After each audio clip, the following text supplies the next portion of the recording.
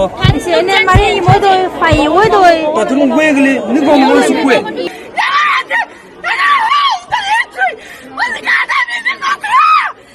后着，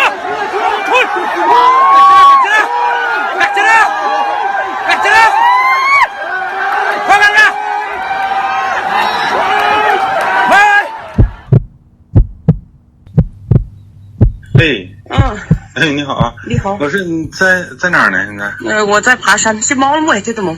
我不是，我是汉族。啊，那你说吧。你几点回来那个？那我这没准了。这有个啥？有个那个双语教学的事儿，跟你核实一下子。啊，说吧。不是，我寻思咱见面说。不是电话里说也一样吗？不是，见面啥？有几个事儿问一下子就完事儿了。我寻思。不是，你在电话里问吧？你怕我录音吗？不是。那你怕什么？做一个材料，做一个笔录给你。你做吧，你问吧，我回答。不是，你得啥呀？见面我得做笔。那我来的。这是属于传唤吗？不是传唤，是正常的询问。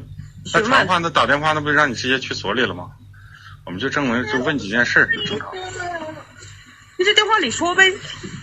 不是，你做材料哪有在电话里做的，大姐？那我这走了，我刚要，山底下还没骑到呢，我在骑自行车。骑自行车？啊。你啥时候啊能方便点？我这也着急。你是想让我去派出所吗？不是，在你家也行。你电话里问我回答不就完事儿了吗？不是，大姐，做笔录不是电话里说的。做笔录？对，我们这拿着笔记本电脑上你家来，直接有几句话问一下，以笔录的形式记录下来就得了。你去单位多不好，咱们都是工作上班的，不是吗？无所谓，是我没有犯法，去哪里都无所谓。是，那你看你要去所里，你要方便去所里头也可以。你在电话里初步的告诉我一声，你们为什么要找我？就我有知道这个的权利吧？对，双语教学的事儿。就问一下那个有关双语教学的事儿。双语教学啊？哎，对。我们蒙古人都不承认这个教学，都不喜欢这样的教学。以前我们学的挺好的，对不对？我知道。学完了，我们谁也没去造反，谁也没去反对中华人民共和国，对不对？我们在合法范围内做一个合法的公民。这有什么呀？保护自己的母语，这不算犯法吧？是，我知道。你可以说你的理由，我也没说你违法。是，我就说有几个问题问你，看你去哪儿方便？你来炮台山上吧，山上聊吧，好吧？山上咋做材料？笔记本电脑得插电呢。你这是有电池的呀。还有打印机呢。打印机。还有签字画押呗。签字摁手印。签字摁手印。这是强制性的吗？我可以拒绝吗？也可以。那我就拒绝了。我在合法范围内做一个合法公民，我拒绝签字画押这种杨八伟老师的这种行为。咱们见个面，这啥呀？得露一下子吧。那见面那你们就来炮台山底下吧，我要爬山跟我儿子。你跟他说。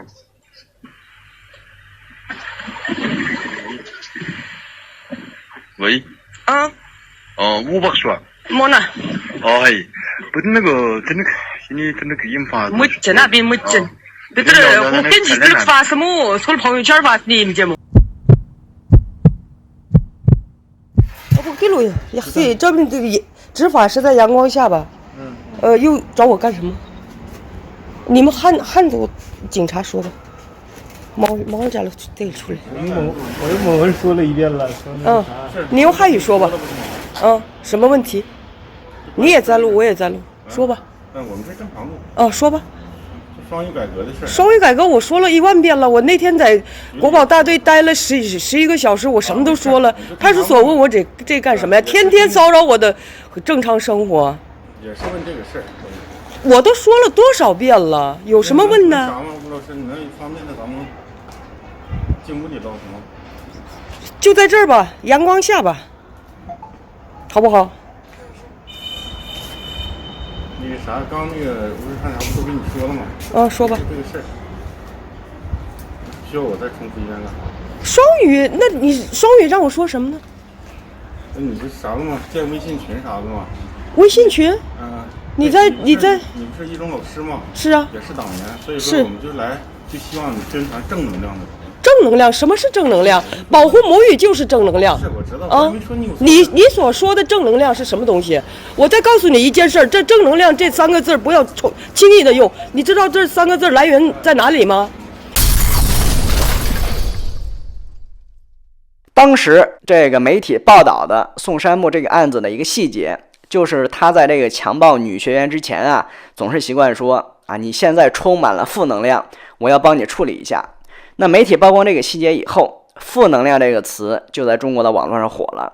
然后呢，跟负能量相对的正能量这个词也火了。宋山木强暴女学员就是传播正能量。那大家说正能量这个词是不是最开始的时候是很恶心的？然后呢，过了1-2年之后，这个词呢就被中国政府的宣传机构正式拿来用了，而且呢竟然成为接下来这么多年整个中国政府啊，整个中国宣传系统的一个基本方针。这是不是其实是非常非常讽刺的一个事儿？有一个骗子，在骗他的女职工说：“哎呀，你身体充满了负能量，我给你输入点正能量吧。”这是这样来的，所以你千万不要轻易的去用的。然后诱奸了这个女职工，所以你这个词儿不要用。那我应该怎么说？那你应该说事实，拿事实说话呀。就算是这个词儿没有这样的来源，我保护母语本身就是个很正能量的东西。你跟我谈的是哪一方面的正能量？那我不要跟你说这个。说你没有错，赵老师。说，我让我宣传正能量的东西，那我做到了，是不是？那你有什么问我的？天天烦我。我没烦你啊。哎，那里待的不也是你们所里的2个警察吗？那个白色面包车里，昨天我喝茶在我后面，然后我去别的地方聊天在车里，在保护我还是监视我？那我不知道，咱俩没见过面吧？反正是你们寒山所的警察，我都升级到国保大队了，你们寒山所还出什么警？要啥呀？要材料啊？问哪几句话？问哪几句话？对，你捡重点的问我。就问下啥？你建几个群了？咱说几个群了？都说啥了？咱说就像吴老师，咱说我说正能量。我群最多的时候大概有10多个群，每个群都有500个人左右，我500个就是490到500人左右。然后这个双语教学，我们全体蒙古人都不接受这种教育，我是说这方面的话了。然后这个语文必须是蒙文的语文，这个有关于我们民族的尊严问题，对不对？然后还有一种，这个教学改革不科学。你初一的学生，你前6年的衔接没有，你还不会爬了，你就起来跑步，你想摔死多少个孩子？我说的在理吗？从科学的角度讲，还有一点，我们蒙语是世界上唯一存在的一个竖着写的文字，是属于世界非物质文化遗产序列之一的一个特别宝贵的一种。怎么说？国宝级的东西，应该弘扬，应该发达，而不是这样，让它慢慢的去消失。那个啥吧，要材料吗？别要了。文字材料还是啥呀？别要了，你们想要材料，我也不会再给你们签字画押了。我手指头现在都快变成红色的了，天天在画押。这都是材料。大家好，今天是2020年的8月31号，那8月份的最后一天啊。那现在正在发生的一个大新闻，就是在中国的内蒙古自治区，中国政府呢是要强推汉语的教育，要取代当地的这个蒙古语的教育，结果呢就引起了当地蒙古族居民的强烈反对。大家从刚才的这个视频里也看到了，有很多的这个蒙古族的居民是表达强烈的不满啊，抗议的情况啊。视频里呢，有一位这个很多次被当地的警察还有国保骚扰的女士啊，她呢应该是内蒙古扎鲁特旗蒙古族第一中学的一位教师，叫乌兰图雅。现在呢有消息说呢，她呢已经是被当地的警察拘捕啊，就因为她坚决反对中国政府呢强推这个汉语教育，他没有在这个微信群里去传播正能量。明天也就是9月1号啊，应该呢是内蒙古的中小学开学的日子啊，开学的第一天。但是现在呢，这个内蒙古的很多蒙古族的学生还有他们的家长已经是发动了罢课啊，明天呢不会去送孩子上学，就是为了要抗议中国政府呢强推汉语教育的这个政策啊。另外，明天在内蒙古的一些地区啊，还可能会出现这个集会抗议活动，这个状况呢在现在的中国呀是很少见的，所以呢大家呢也应该在明天啊继续关注这个事儿。那中国政府在内蒙古强推汉语教育，它到底是怎么回事啊？狗哥呢用很简单的一句话来概括，就是中国政府啊要在内蒙古啊针对蒙古族居民用汉语要取代蒙古语的这种母语的地位。内蒙古这个可能会有很多的网友认为，在那儿的居民呢，应该呢都是蒙古族为主体啊。狗哥呢原本也是没有太多概念的，但是呢刚才查了一下资料，发现现在在内蒙古啊，其实蒙古族居民只占总人口的不到20%啊，汉族居民呢是占了差不多80%。那现在这个中国政府要推的政策呢，主要呢就是在内蒙古所有的蒙古族的中小学用汉语教材来取代蒙古语教材，这个呢其实就是要在蒙古族的居民里边呢用汉语来取代蒙古语的这种母语的地位。本来这个蒙古族的居民在内蒙古的这个总人口里的比重啊就已经是很小了啊，蒙古族的这个专门的中小学呢也不多。那现在中国政府呢还要进一步扩大汉族人的影响，压缩蒙古民族文化的空间，这个呢是狗哥的一个感觉。那蒙古族居民对这个政策的强烈反对啊，狗哥呢概括了一下啊，主要是2个方面的原因。第一个呢就是要保护自己的母语啊，也就是蒙古语，而且呢就像那位教师啊乌兰图雅他说的，他们对自己的语言和文字是很自豪啊，很骄傲的啊。但是呢也有一个小问题啊，就是狗哥刚才稍微查了一下，好像呢是没有找到有证据说这个传统的蒙文是世界非物质文化遗产啊。如果说哪位蒙古族的朋友知道这方面的详细的信息，狗哥呢也特别希望大家呢能够在影片下边的这个留言评论里说一下啊。这个呢是蒙古族居民反对的第一个原因，就是他们啊非常非常担心自己的母语啊蒙古语呢会被弱化，会被这个汉语取代。那第二个原因呢，就是他们认为呢，政府在蒙古族的学校里啊强推汉语教育，那这个呢可能就会让蒙古族的学生在升学考试里啊，比如说呢在高考里边会处于劣势。当然了，还有一些这个蒙古族的学者和知识分子呢，他们是会从中国的宪法和法律的角度去看问题，说这个中国的宪法里你既然规定了民族平等，那为什么非要在蒙古族的学校里推汉语教育，对不对？这个呢显然就不是民族平等。那中国政府他为什么要这么干啊？他们有没有在这个政策出台之前有过这个认真的评估？有没有评估过会在内蒙古引起这么大的这个反对的声音？中国政府这么干其实呢很好理解啊，这种做法的思路啊跟在新疆、在西藏、在香港的思路呢其实呢都是一样的啊。那在西藏、在新疆都存在一些这个分离主义的思想还有行为，中国的宣传呢就把他们叫做这个藏独啊，或者是疆独，现在呢还有港独啊，当然了这个还有所谓的台独。